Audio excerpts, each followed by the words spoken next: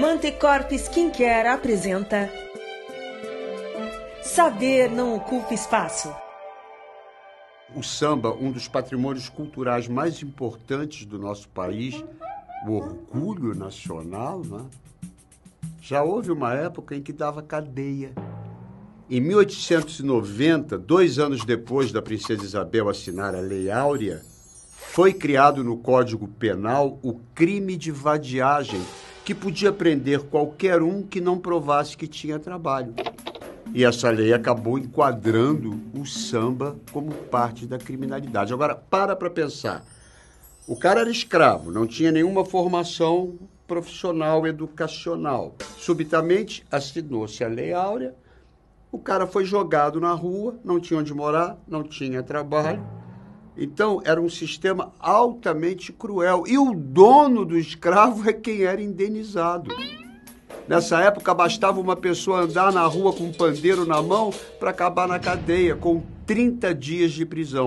Na prática, a polícia prendia principalmente negros, sambistas, capoeiristas e adeptos das religiões de matriz africana. Ou seja, nada diferente de hoje em dia. E essa perseguição aos negros e as suas manifestações culturais não aconteceu só no Brasil. Nos Estados Unidos, os escravizados eram proibidos de aprender a ler, a escrever, não podiam plantar o próprio alimento, não podiam fazer reuniões e, pasmem, não podiam fazer percussão.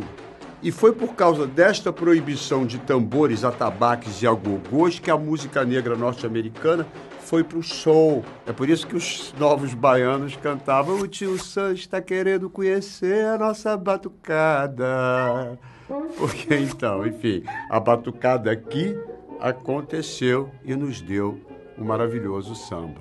Por falar nisso, esse samba que vocês estão ouvindo, olha aí, chama-se Pelo Telefone e é considerado o primeiro samba gravado em disco no Brasil. É um samba do Donga e Mauro de Almeida e foi registrado em 1916 e virou um grande sucesso no Carnaval de 1917. Tudo isso quando essa lei ainda era vigente. Isso só foi possível porque Pelo Telefone foi criado em uma das muitas rodas de samba que a nossa querida tia Ciata promovia no quintal da sua casa na Praça 11. Região que ficou conhecida como a Pequena África. E ali a lei não chegava, ali a polícia não ia, porque com tia Ciata ninguém mexia. Como Betânia canta, não mexa comigo que eu não ando só. Tia Ciata não andava só. E ninguém mexia com ela, não só porque ela era mãe de santo, e uma mãe de santo muito respeitada. Ninguém mexia com ela porque tia Ciata, usando todo o conhecimento das ervas e das tradições africanas, conseguiu curar uma ferida do então presidente da República, Venceslau Braz. Mas o poder da tia Ciata, cujo nome verdadeiro era Hilária Batista de Almeida, veio de muito antes. Ela nasceu em 1854, em Santo Amaro da Purificação, na Bahia. No ano seguinte, em 1855, metade da população foi dizimada por um surto de cólera, mas ela sobreviveu. Criada numa família de mulheres negras que trabalhavam como cozinheiras, Hilária foi iniciada no candomblé por seu pai de santo, que era africano, e tornou-se mãe de santo confirmada como Ciata de Oxum.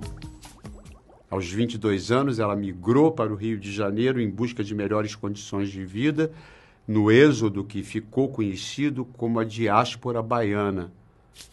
No Rio, ela teve uma filha, separou-se e passou a viver vendendo quitute junto com outras mulheres baianas de sua geração, as famosas tias baianas quituteiras do Rio de Janeiro. Depois conheceu um funcionário público, casou-se e com ele teve 14 filhos. Sua casa ficou famosa pelas festas que ela promovia, sempre com muita música, muito batuque, cachaça, comida boa. Tia Ciata também cantava, dançava, e essas festas duravam dias e eram frequentadas por todos os artistas importantes da época. Pixinguinha, Chinhô, Heitor dos Prazeres, Donga. Enfim, o grande responsável pela produção cultural do samba naquela época era o quintal da Tia Ciata, porque só quem tinha uma casa com quintal poderia organizar uma roda de samba, com batuque, capoeira, muita gente dançando. Isso jamais teria acontecido num apartamento 4 salas. Mas, além de Tia Ciata, muitas outras tias baianas participaram do surgimento do samba no Rio de Janeiro e tiveram um papel essencial no Carnaval Carioca. Nos primeiros anos dos desfiles das escolas de samba, era obrigatório passar diante da casa de Tia Ciata. Tia Ciata morreu aos 70 anos de idade em 1924, 9 anos depois. As escolas de samba foram legalizadas na cidade e os desfiles de rua foram finalmente oficializados.